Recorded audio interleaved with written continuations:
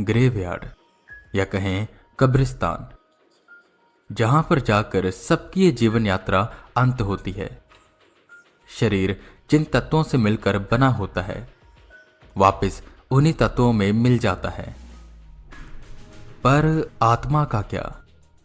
सुना है आत्मा अमर होती है और जब इंसान मरता है तो उसका शरीर तो खत्म हो जाता है पर आत्मा रह जाती है।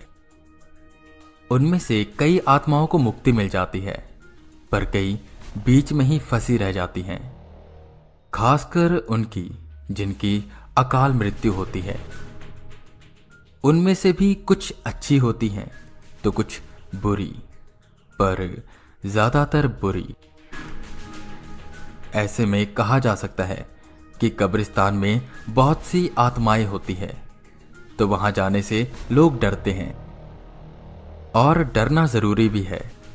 क्या हो अगर आप जाएं अकेले पर आए किसी को साथ लेकर। ऐसा ही कुछ हुआ सूरज के साथ। क्या हुआ उसके साथ जानते हैं आज की इस कहानी में।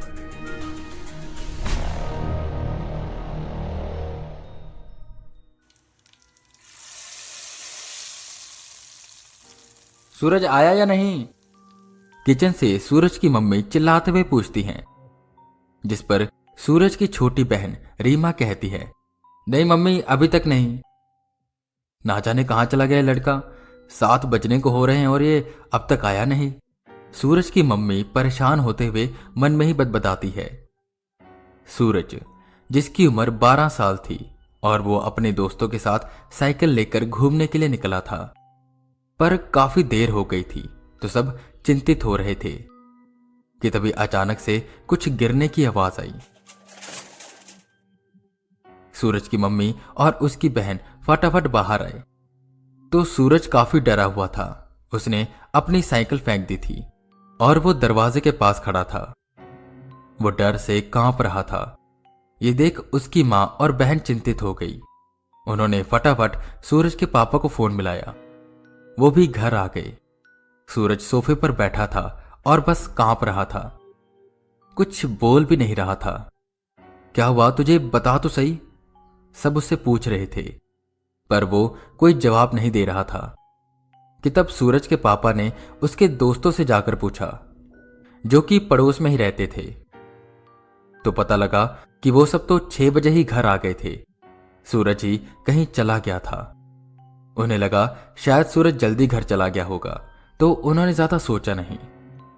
पर जब उन्हें पता चला कि सूरज 7 बजे घर आया है और काफी डरा हुआ है तो वो भी चिंतित हो गए। सूरज के परिवार को कुछ समझ नहीं आ रहा था। रात को उन्होंने सूरज को अपने पास सुलाया और अगली सुबह होते ही उसे तेज बुखार आ गया। डॉक्टर को दिखाया, उसने कुछ दवाइयां दी और जिससे सूरज ठीक भी हो गया। कुछ दिन ऐसे ही बीते कि सूरज के परिवार ने उसमें कुछ चीजें बदली बदली देखी। वो काफी चिड़चिड़ा हो गया था और अपनी छोटी बहन को बहुत तंग करने लगा था। एक दिन की बात है, सूरज ने रीमा की डॉल चोरी कर ली और उस पर कुछ कीले ठोकने लगा, जिससे रीमा को बहुत गुस्सा आया कि वो उसकी गुड़िया खराब कर रहा है। उसने शिकायत लगाई तो सूरज को बहुत डांट पड़ी, पर इसका तो उस पर कोई असर ही नहीं हो रहा था। अब वो रोज शाम को कहीं जाने लगा था। 5 से 7 वो गायब रहता। सबको लगता था कि वो अपने दोस्तों के साथ खेलने जाता है, पर एक दिन उसके दोस्तों से पता लगा कि वो तो काफी दिनों से उनके साथ खेलने ही नहीं आया।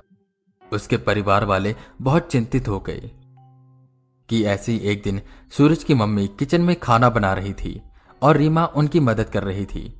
सूरज बाहर गया हुआ था। रीमा को कुछ अजीब सी गंध आने लगी।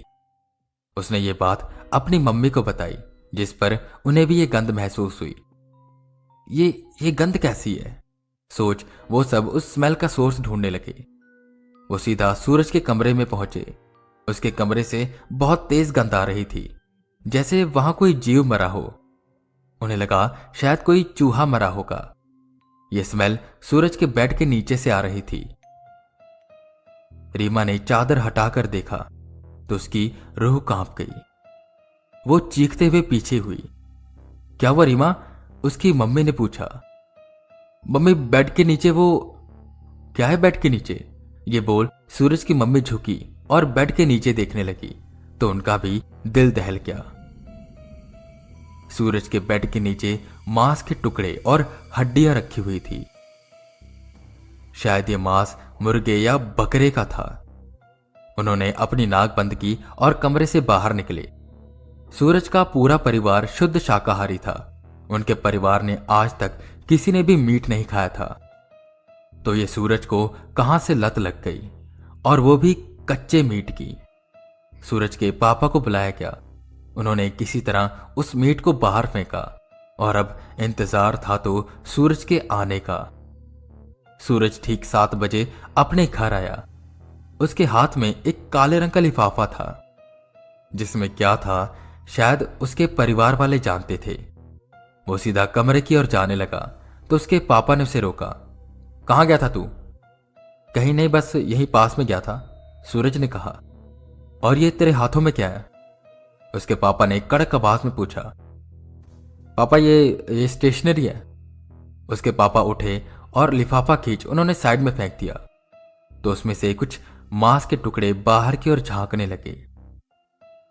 ये क्या है सूरज? किसने सिखाया तुझे ये मांस खाना? और कहां जाता है तू? मुझे सच सच बता दे। सूरज की मां वहीं सोफे पर बैठी रो रही थी और कोस रही थी खुद को और खुद की परवरिश को। सूरज अब आंखें नीचे किए सब सुन रहा था। जब उसके पापा ने उसे सख्ती से कहा कि आज के बाद ये मीट वगैरह बंद और तेरा बाहर जाना बंद, तो सूरज ने अपनी आंखें ऊंची कर ली और बोला, मैं मीट खाऊंगा और बाहर भी जाऊंगा, और अगर किसी में हिम्मत है तो मुझे रोक कर दिखाए। उसकी आवाज में भारीपन आ गया था। यह सुन सूरज के पापा को गुस्सा आया और उन्होंने खींचकर उसके गाल पर एक थप्पड़ मार दिया। सूरज टस से मस न हुआ और उसने वही हाथ पकड़ा और पीछे की ओर धक्का दिया जिससे उसके पापा मेज से टकराकर गिर गए। अचानक से इसमें इतनी शक्ति कहां से आ गई? सब हैरान थे। तभी सूरज ने वो लिफाफा उठाया, बिखरे मीट के टुकड़े बटोरे और रूम में चला गया। रीमा बेहद डर गई थी। सूरज के पापा उठते हुए बोले, ये हमारा सूरज नहीं है, इस पर किसी ऊपरी चक्कर का साया है। मेरी पहचान में एक पंडित है, मैं उन्हें बुलाता हूं। उसके पापा ने कहा। रात के करीबन 8 बजे वो पंडित जी आए और आते ही उन्हें बहुत नकारात्मक शक्ति महसूस हुई और ये शक्ति सूरज के कमरे से आ रही थी। सूरज के कमरे के अंदर से कुछ खाने की आवाजें आ रही थी, ऐसे जैसे कोई भूखा जानवर अपने शिकार को खा रहा हो। पंडित जी ने कहा कि सूरज के कमरे को बाहर से बंद कर दो।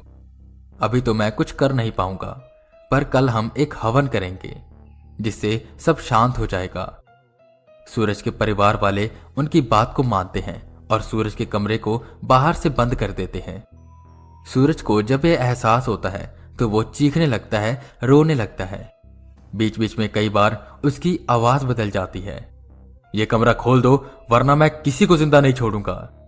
सूरज अपनी ताकत से दरवाजा पीटता रहता है।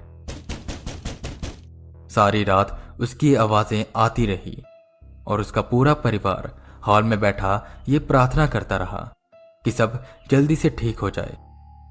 किसी न किसी तरह उनकी वो रात कटी। अगले दिन की सुबह हुई।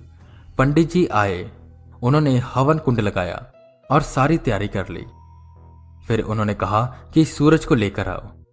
जब दरवाजा खुला तो सूरज शांत था और एक कोने में बैठा हुआ था। उसके मुंह पर खून के निशान थे और उसके सामने मांस के आधे खाए टुकड़े पड़े थे। जैसे ही उसे अगरबत्ती की खुशबू आई, वो आक्रामक हो गया और इधर उधर भागने लगा। सूरज के पापा ने पड़ोसियों को भी बुलाया हुआ था, जिन्होंने उनकी मदद करी और उसे पकड़कर बाहर लेकर आए। हवन कुंड के सामने बैठाया और पंडित जी ने मंत्र पढ़ने शुरू किए। उस पर वक्त वक्त पर गंगा जल डालते हुए वो मंत्र का जाप कर रहे थे। वहीं सूरज जोर जोर से चीख रहा था, बता कौन है तू और क्या कर रहा है इस बच्चे के शरीर में? जिस पर पहले तो सूरज कुछ न बोला, पर जब पंडित जी ने एक और बार गंगा जल छिड़का तो वो बोला, मैं हमराज हूं। यही गांव से कुछ दूर हमारा एक गांव था। जमीन की लड़ाई थी मेरे भाई के साथ, और उसने चाल से मुझे मार दिया और मेरी जमीन पर कब्जा कर लिया। तू इस बच्चे के शरीर में क्या कर रहा है और कैसे आया तू इसके अंदर? पंडित जी ने पूछा। यहीं से थोड़ी दूर एक कब्रिस्तान है, मैं वहीं रहता हूं। एक दिन ये बच्चा अपनी साइकिल लेकर उस कब्रिस्तान में आया, तभी मैं इसके साथ साथ चला आया। क्या चाहिए तुझे? पंडित जी ने गुस्से में पूछा। मैं इसी के शरीर में रहना चाहता हूं और अपने सारे शौक पूरे करना चाहता हूं। जिस पर पंडित जी ने हाथों में गंगा जल लिया और कहा, ऐसा नहीं हो सकता, तू उसका शरीर छोड़ दे। जिस पर वो हंसने लगा तो पंडित जी ने पहले उस पर गंगा जल छिड़का और हवन कुंड में कुछ डालते हुए मंत्र पढ़ने लगे, और अपने मंत्रों का जाप उन्होंने तेज किया। वो तेज तेज चिल्लाने लगा, खुद जाएगा या मैं निकालू तुझे? पंडित जी ने कहा। जिस पर वो रोते हुए कहने लगा, ठीक है, मैं जा रहा हूं। सूरज एकदम से बेहोश हो गया। तब पंडित जी ने एक लाल रंग का धागा उसके हाथों में बांधा। कुछ देर बाद सूरज को होश आया। लोगों की जमा भीड़ और हवन कुंड देख वो चौंका और बोला, यहां क्या हो रहा है? उसकी मां ने उसे सीने से लगाया और भगवान का शुक्रिया अदा किया। पंडित जी ने सूरज से पूछा, तुम किसी कब्रिस्तान में गए थे? सूरज थोड़ा हिचकिचाया, जिस पर पंडित जी ने कहा, डरो मत, सच सच बता दो, कोई तुम्हें कुछ नहीं कहेगा। जिस पर सूरज बताता है कि हाँ, मैं गया था। मैं साइकिलिंग करते करते रास्ता भटक गया था और मुझे वापस आने का रास्ता नहीं मिल रहा था। इसी बीच में एक कब्रिस्तान में घुस गया और यहां वहां रास्ता देखने लगा। बड़ी मुश्किल से मुझे घर आने का रास्ता मिला। सूरज रुवासा हो गया। जिस पर पंडित जी ने कहा, कोई बात नहीं बेटा, अगली बार से ऐसी किसी जगह ना जाना, अब सब ठीक है। सूरज अब बिल्कुल ठीक हो गया था।